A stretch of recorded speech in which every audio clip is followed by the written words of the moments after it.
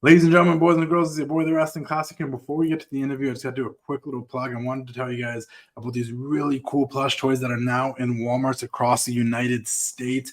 Guys, if you grew up with those Wrestle Buddies in the 80s and the 90s, you're going to love these. They got these new toys of some of your favorite wrestlers going up. We got the Hulkster brother, Hulkamania running wild. Check this out. Look how accurate that is. It's pretty cool. As Beanie's falling off here. But look at that. The fact that you can move it around, you can put it on, you can take it off. That's a Hulkster WWE licensed toy in Walmarts across the United States right now, guys. These are limited edition. You want to make sure you get them when you can. We got The Undertaker. He doesn't even have his eyes. Rest in peace. You want to grab The Undertaker as soon as possible. Once again, limited edition in Walmarts across the United States. You can see me. John Cena. I know you guys are all big John Cena fans. We got John Cena here. He's coming back soon. I want to make sure you get this toy for your kids. He's got his hat. You can flip it up and down. It's super cool. And the Ultimate Warrior. Make sure you guys go get your Ultimate Warrior from Walmart, guys. Limited edition, guys. I sing it over and over again so you understand. Check out these cool toys. Tons of cool details. The paint, all of it. And last but not least, obviously my all-time favorite, the Macho Man Randy Savage. Ooh, yeah. Thinking. You can get the Macho Man at Walmart as well, guys. Get them while they last. There's only so many, but they're all in stores in Walmarts across the United States. The resale value of these are going to go up because they are limited edition. Guys, check out all these plush toys at Walmart. Go to your local Walmart, snatch them all up. Make sure you do. Get them all and keep doing the thing. I hope you guys enjoy this interview coming up. Make sure you subscribe, like, comment, do all that fun stuff to both the podcast feed and to the YouTube. Keep doing the thing, and I'll see you all a little bit later. Enjoy the show.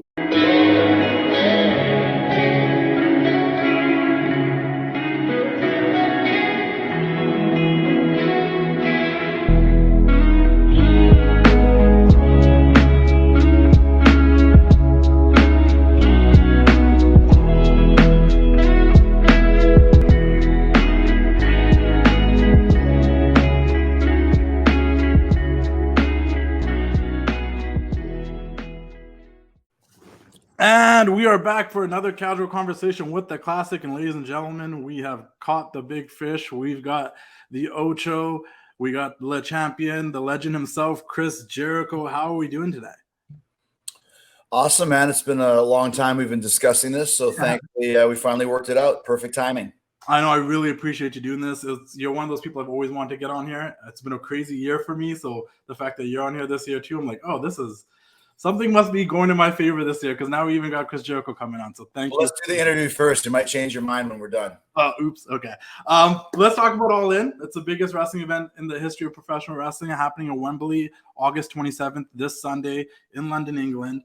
For those that don't remember, I was there in the third row. You actually were part of the first All In Chicago when they were just trying to get 10,000 people in the door, where you made the surprise appearance and attacked Kenny Omega. And now you're involved with the second All In now in London in front of the biggest wrestling crowd. What does that mean to you as someone that's been with AEW since the very beginning? Well, I mean, it's amazing to think it's the biggest, show in pro wrestling history. And that's kind of really just starting to hit me up. As a matter of fact, I got a text the other day from Mox, who said, and this is Mox, he doesn't really talk a lot about stuff like this. He said that he and I have been on the two biggest wrestling shows of all time, between WrestleMania Dallas, which I can't remember what number it was, and WrestleMania Dallas, which I think I wrestled AJ Styles, whichever one that one was. You did. I was there.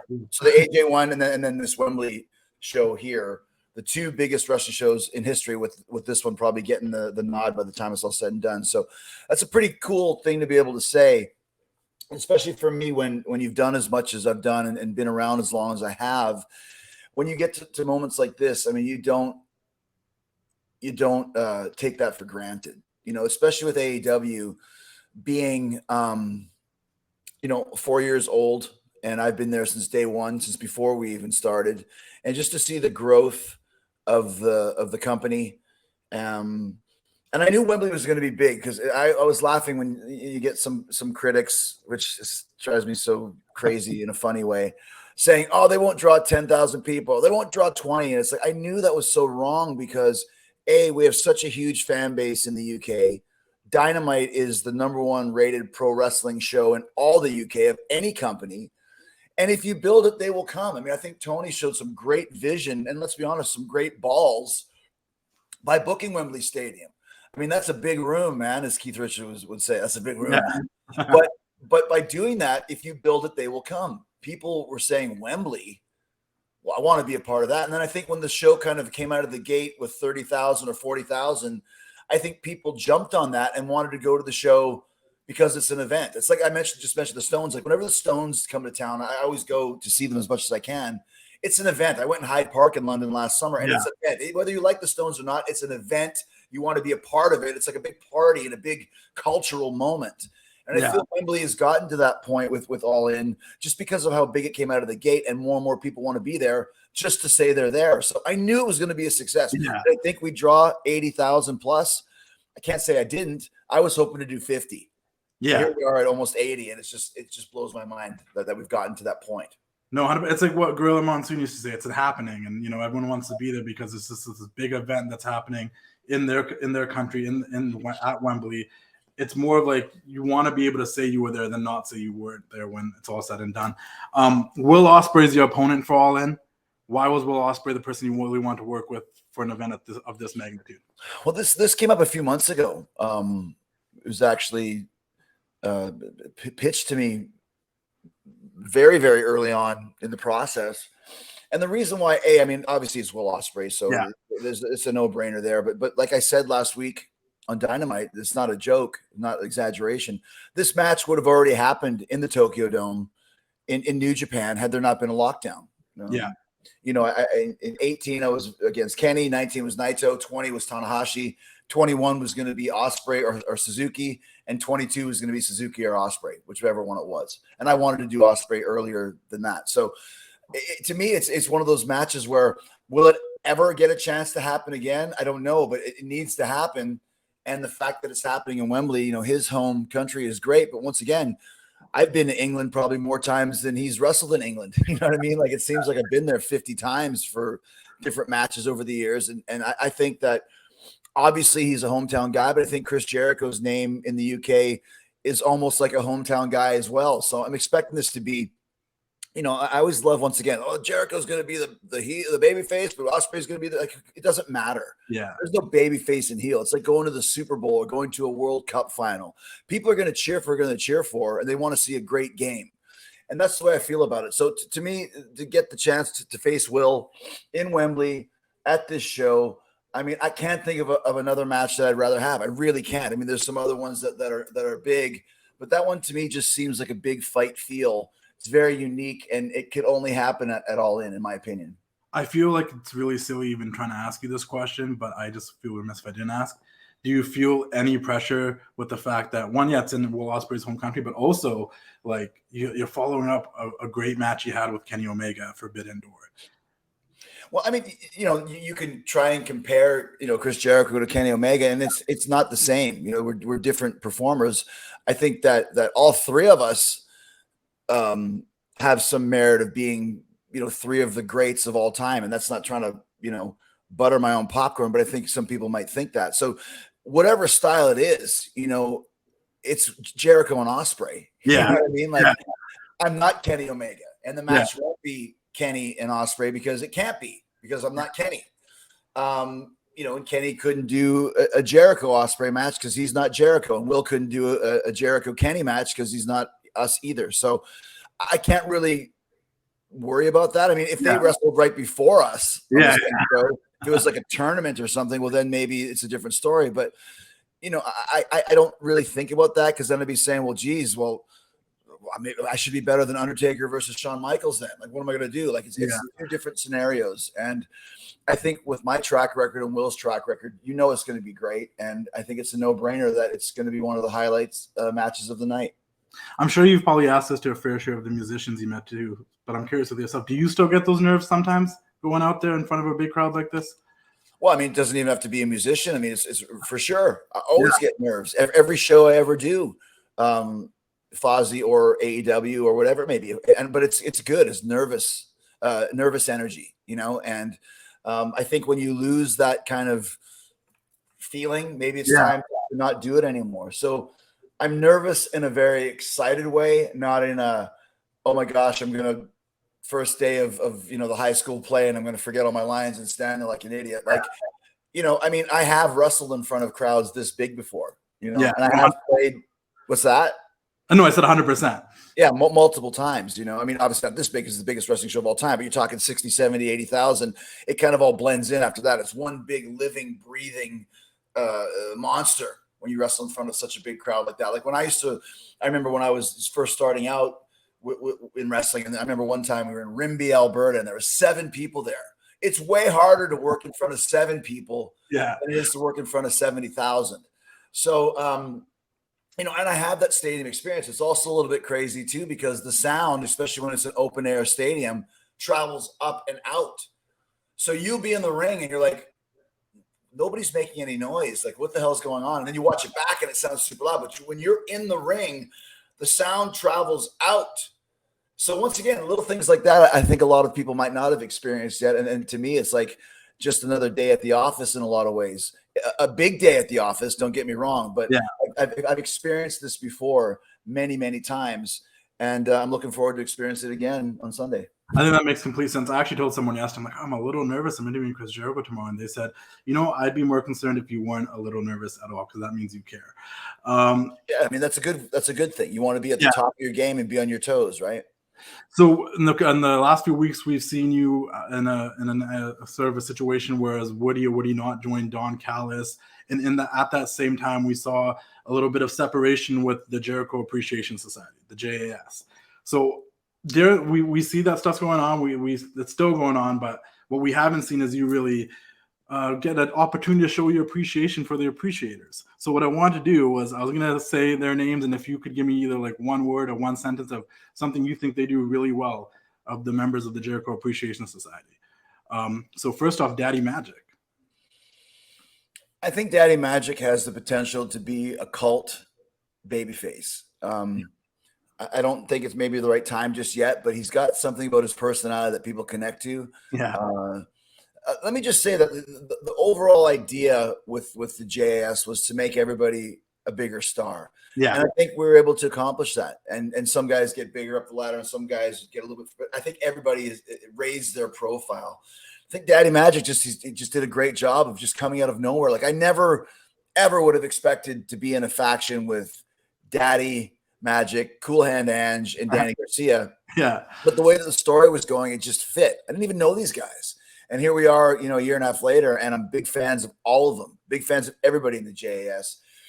Definitely a big fan of Daddy Magic. And like I said, I think he's just got that personality that people respond to. As Pat Patterson used to say, he's just a gimmick, which is a good thing. He's a gimmick. He's a gimmick. He really is. He's like Randy Savage. That voice that he uses is not a voice. It's his voice. Yeah. Like when he calls me, Okay. when he calls me and leaves me messages or something. Hey, what's going on? Like, what are we doing here? Like, I'm not getting younger. What's the story? And it's like, fuck, you're just being your normal self. So once again, huge fan of him for sure. How about Cool Hand Ange, Angelo Parker? Same thing. I mean, he's really established a good. I mean, all these guys. The first time we ever got together, I said, if you were going to a party held by your favorite musical artist, what would you wear? You can wear anything you want. I don't care. You can wear a Speedo if you want, but what would you wear? And they all kind of responded with these cool looking outfits, and they all upgraded their presentation. So I'm very, newsflash, I'm very cognizant of that. Yeah. You got to look like a star. And I think Ange has done a great job of that with the suspenders. Then he's got the comb, and he's having a hell of a hair day.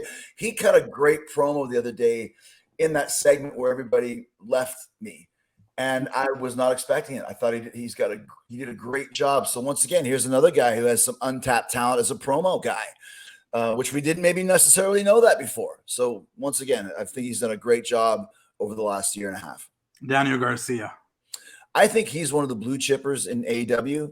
I think he's a future world champion. When I met him, I didn't know anything about this guy. I thought he was stoic. I didn't think he had any personality. I thought he was a wrestler. Okay. Yeah. He has blossomed to wearing the Kangol hat, to the dance, to just the way that he's just got it. He really, really does. I'm a huge fan of Danny Garcia. And once again, I didn't know him before. Didn't think much of it. And then as soon as I started working with him, his attitude, how good he is for such a young age, it's just, man, I become a huge fan of Danny Garcia. And I think he's one of the guys that's going to be a huge moneymaker for AEW for many years to come. I think Garcia, particularly in that group, because a lot of the idea of the group was like we're the sports entertainers. I think the group really brought that sports entertainer side up. Like that way he even did the dance as he was leaving the group. It made me chuckle a little bit. I'm like, and he just did that. Like that was just improv, and it's like that's good. Now he's starting to think for himself in the ring. Yeah. So he's really improved. Big fan. How about Tay Melo?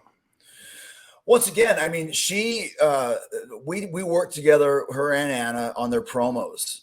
Yeah, and she's got a lot of fire with that Brazilian personality, and she did when they went for that street fight a few months ago against Willow and Ruby. She said, you want a street fight? I am the street fight. I grew up on the streets. It's like I really like that, and all it takes is one little kernel of a promo for me to where I go, she's got something there. Obviously, being pregnant and it takes her out of the game for a while. When she's ready to come back, I think she learned a lot from being in the JAS, and that untapped fire and personality that she has is very appealing to me. Anna Jay, same thing. I think Anna at first was not a good promo. We really worked with her to stop this type of stuff that she. Let me tell you, it sounded like she was acting and moving her hands. And her promo on me when she said I was being selfish in the dressing room a few weeks ago I thought was excellent.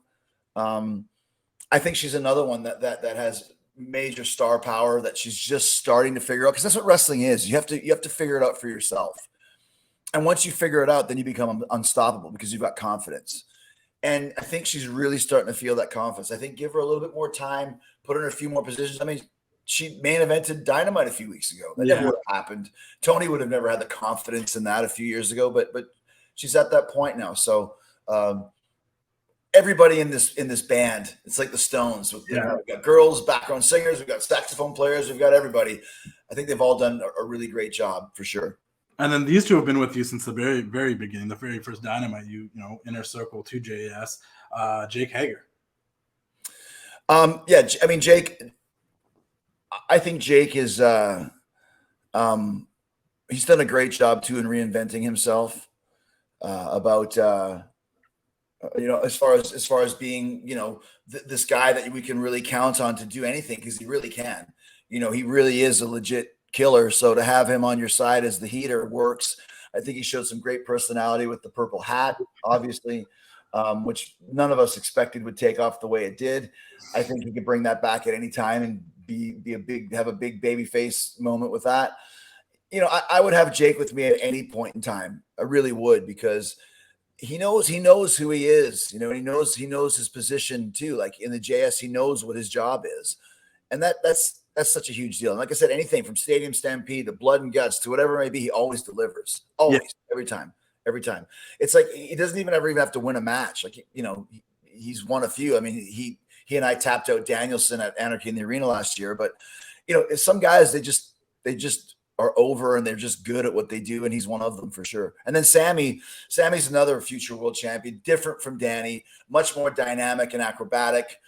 He's once again finding himself as a promo too. He was never really a great promo before, but he's done a great job last few weeks for sure with the JAS breakup and everything. So I think just once again, it's a pleasure to work with all those guys and girls. I had a real blast with it, but then it comes time to make some changes and move to the next stage. And that's kind of what we're doing right now. You made some memories with them for sure. There's a lot of big moments, or even like the PWG where you guys showed up. Great. Yeah, PWG was awesome. Yeah. There was a ton of cool stuff. I want to switch it up a little bit here from wrestling for a second. I see the poster behind you. I had the privilege of interviewing Bret Hart earlier this year, and I got to ask him the same question. So I want to ask you the same question because I've read all your books. I know you're a fan. I know what you're about. What are your top 5 favorite Beatles songs? I mean, that's really hard, man. But it's hard. It's hard. Trust me. I had a hard time doing it too because Bret turned it back at me and asked me, and I was like, but I didn't know Bret was a big Beatles fan. Well, he's a huge Beatles fan. I had no idea. You want to know his top 5? Are you interested? Well, let me tell you mine first. Okay. I like later stage Beatles just because they were really locked in. If you had to ask me, put in the spot, I would say I Want You, She's So Heavy is maybe my favorite Beatles song of all time. Get Back, While My Guitar Gently Weeps. I mean, fuck, dude, I'll throw in Hard Day's Night, just maybe because of that, and something. Let's just go Okay, with those those. are great.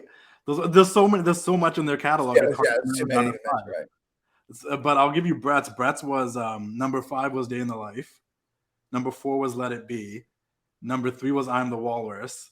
Number 2 was Two of Us, because he said when he was on the road, he loved listening to that when he was heading home, because you know how they go On My Way Home, and he's like, I just remember always singing that to myself when we went on like a long tour to Europe or something, and then we're heading back. And then number 1, which he talked a lot about in the music video and everything, was Hey Jude. That's like his favorite Beatles song of all time. I could go with Day in the Life for sure. That's another great one. Yeah. Were you more of a Paul guy or a John guy? I mean, both. They're both amazing. You know, I think Paul gets more credit because he has stayed alive and been touring for the last 40 years. But Lennon's pretty deep, man. Like that's different level. It's kind of, and to compare it with wrestling, kind of gives you that Brett Shawn thing. Like, you know, Shawn luckily had that longer second run where Brett never got to have that. Who knows? How can you really compare them if you never got to have that second run in the 2000s to really, you know? Yeah, I mean, once again, like the chemistry of all 4 of them, amazing, is next level. You know, you can't ever, like, I just saw Ringo last year solo, and he was amazing. Like, those guys know exactly what to do. They got the crowd in the palm of their hand, and it's all next level stuff, man. You know, it really, really is. Doing my research, I read that story about the time you met Paul McCartney and the, you know, if you see any ninjas. I thought that was awesome. I love reading your books and stuff too, for the fact that like a lot of the stuff you say is really relatable. Like being somewhere and then just acting like you belong there so nobody says anything. Right. Yeah, exactly. The whole process, I'm like, I've done that so many times, even in just being at wrestling things, and it was a good story. Maybe one day we'll be on that Jericho cruise and drink some Yeah Boys and we'll listen to classic rock. For sure. Yeah, but going back to wrestling, right? I'll say it so you don't have to say it. I feel like you've been a big part of AEW since the very beginning. I think for those that might have not been paying attention to the independent scene that much at that period, you signing your name and brand to the AEW company when it was just launching was a big deal to bring a different audience in. And you've done so much. I listed a bunch of things I would talk to you if we had a lot more time, but from people singing your song when no music, from Blood and Guts, Anarchy in the Arena, the stuff with MJF, the Dance Debonair, the Bubbly, the stuff wrestling Sting for the first time, the Anarchy in the Arena, Stadium Stampedes, becoming the Ring of Honor World Champion. You've done all this stuff. And like I said, as I've read all your books, for most of your runs, you have things, whether it's a rivalry or a feud that you're most proud of or something that really stood out to you. In this run, is there anything specifically that you might say you're most proud of? I mean, once again, the idea from the start was to build as many stars as possible. You know, I think the literal 1 year angle that MJF and I did was amazing. I think it did a great job in elevating MJF and showing people what he could really do. I love the going back pre-pandemic, the battle with Moxley. We stabbed him in the eye, and then he beat me for the title. That was great. You know, I love this Don Callis story. You know, I think we've told a great story over the last couple months. After never working together for 30 odd years, that one was a lot of fun. And like you mentioned, I mean, the Stadium Stampedes against the Elite, and then against the Pinnacle, and Anarchy in the Arena, and the Blood and Guts against the Elite, and against Eddie Kingston. I love the Eddie Kingston story. That was a lot of fun too. He's another guy I'm a huge fan of. So there's been a lot, man. There really, really has. I mean, the Orange Cassidy, that people forget about that one because it was that Mimosa match was unforgettable. We went 14 weeks for that one, and you could look back at Mimosa Mayhem and say, "Oh, that's so dumb," but it really wasn't, especially at the time. I genuinely found it entertaining. I like when wrestling can get a little fun. It doesn't need to be that serious all the time, And these Orange Cassidy, like I think it made sense. I got that idea from FMW, the landmine matches where you'd be hanging on the apron, almost falling, and when you get knocked off, you land into the mine, and the landmine goes off. And I thought, well, what if we did that with Mimosa? Because I'm the bubbly guy and he's the orange juice guy. So you have to fall into the thing, and it's really fun, And once again, especially since there was a middle of a pandemic, no one knew what the hell was going on. We're just trying to keep people's minds free and give them some fun. So that was a great highlight for me as well. I mean, like I remember being a kid watching like the Club La Vila Nitros, and all I wanted was someone to be thrown in the water. Right. The cannonball in there and all that stuff. Like, so a match like that, it's like, oh, someone's gonna get dumped in there. Like anyone that was of a certain age was probably just waiting for someone to get dumped in that mimosa. Yeah. Everything's not for everyone, but it's for someone somewhere. Trust me. Another question I had for you, and I actually watched you answer this question about the creative process of in AEW and how it's different. I don't want to get into that again because it's obviously it is different. But you were talking about your process of pitching ideas, and obviously you come with a little bit of a little bit of clout, so your process of pitching ideas might be a little different than other people's. But if you could give advice to anyone that might be younger on the roster, or might be coming in one day, just working the indies right now, something like how would you say is the best process of trying to pitch pitch ideas in AEW, and why is it important to do so? Well, once again, you also have to have a little bit of experience and get the trust of your boss to be able to do that. Yeah. But when you're first starting, it's hard to go right to the boss, especially on TV days. Don't do it on TV days because they're super busy.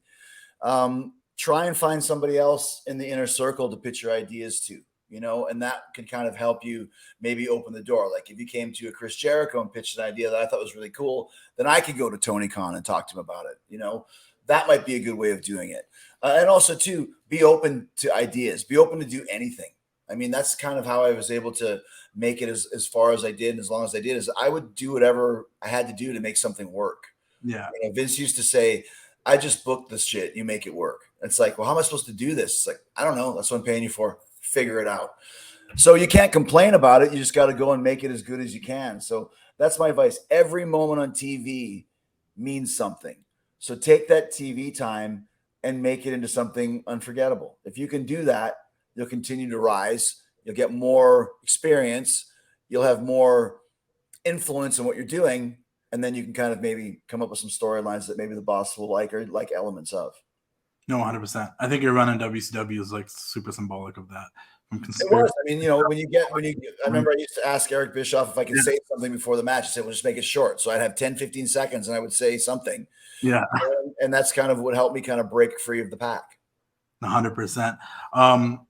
As I mentioned before, I talked about how I have read your books. The only one I think I haven't read yet is the one of the list of your matches, but I do want to get a hardcover copy of that because I do believe our mutual friend Abdul Malik helped with the artwork for it. Yeah. He's talented, and I love that you guys collab so much.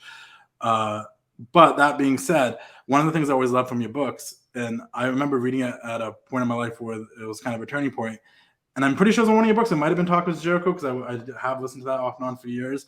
But the idea that you want to do two things when you're a kid, maybe three, maybe hockey too, but for sure you want to be a professional wrestler and you want to be a rock star. And you've accomplished both.